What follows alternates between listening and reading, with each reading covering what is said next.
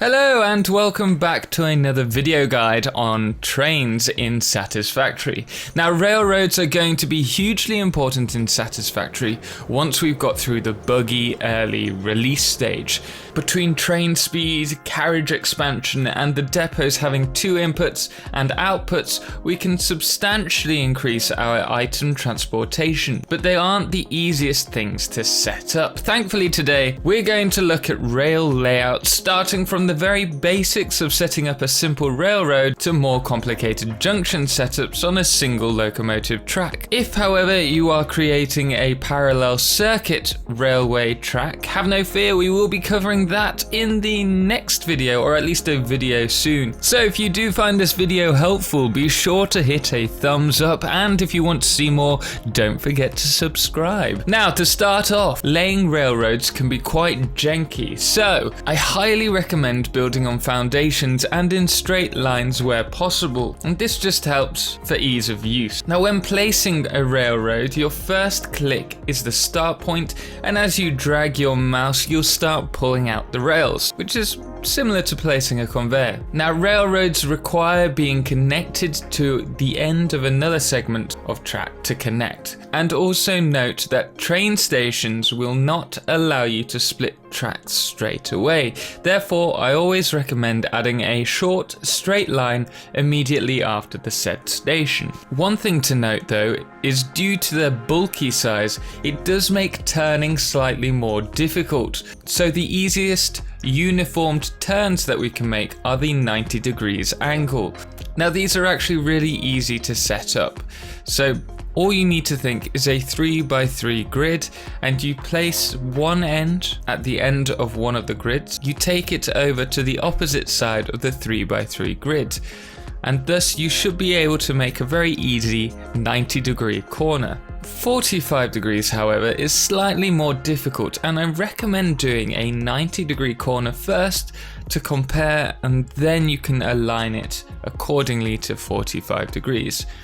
Now, to split the track, place down the main line first, then add another track along the main piece, veering off into another direction. Now, do note that you need to run smaller segments along the main road if you want to create a split.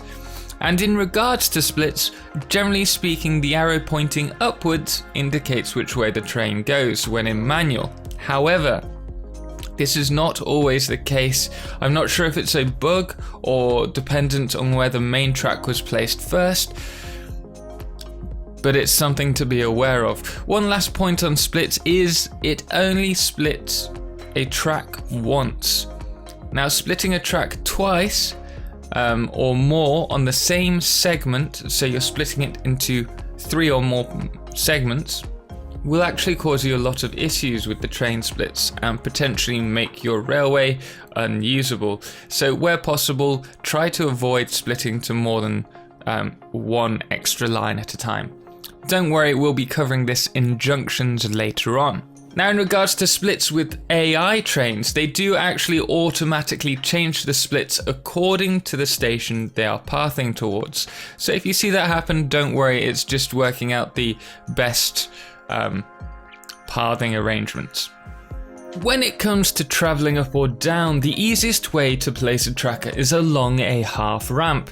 This is smooth and easy to do. If, however, you wish for a slightly more steep approach, you can attach a half ramp to a full ramp, and this will make the train appear as if it's bouncing.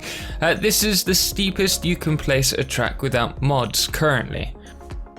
If you're using a single line with a single locomotive train, you will need to either connect all of the train railroads together, facing and merging along the same direction, or you will need to create loops at the end of each rail end.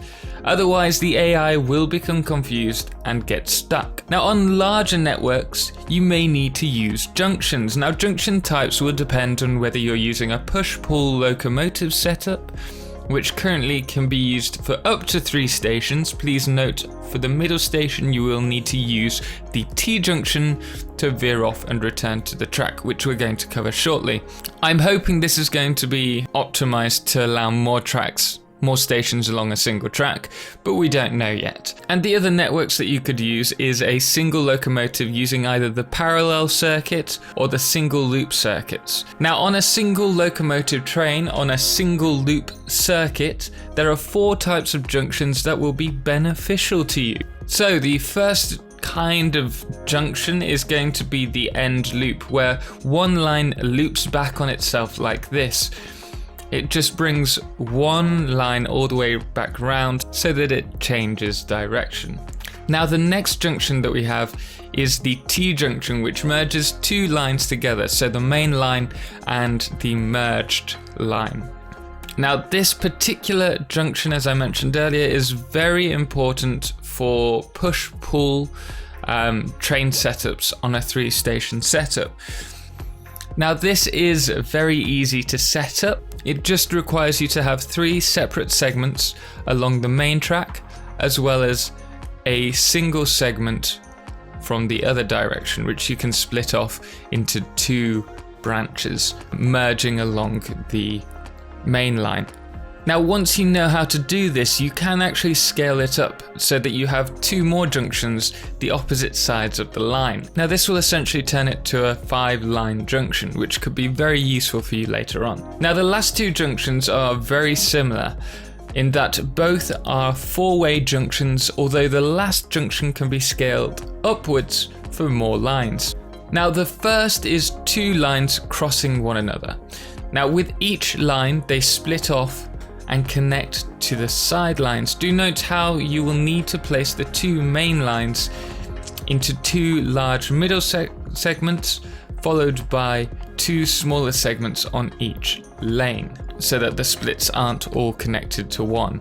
Now the final junction is a roundabout. Now this can be scaled up or down accordingly to track usage. Now to build this, we need to create a circle out of 4 90-degree corners using the 3x3 grid that we mentioned before. Unfortunately, we cannot connect the last quarter by a 90-degree corner, so we will create a 45-degree corner instead. Now once you've done this 45-degree corner, you can double it up to create a complete circle. However, at this point it is very important to delete the 90-degree corners one at a time and replacing them with 2 45-degree corners. Now this will allow for easy scalability and give you a bit more leeway when connecting the line in and out of the roundabout. So there you are guys, with all that covered, I can happily say that you should have all you need in order to create an efficient single locomotive circuit. Now if you do have any issues, please check our Discord, as we'll be more than happy to help. You can also find the link below, and once again, if you did find this video helpful, please do drop a thumbs up, as it really helps show me you found this video helpful, and it encourages me to make more. And if you haven't already, be sure to click that subscribe button for more Satisfactory content, as we post several times weekly. Anyway, until next time guys, ciao for now.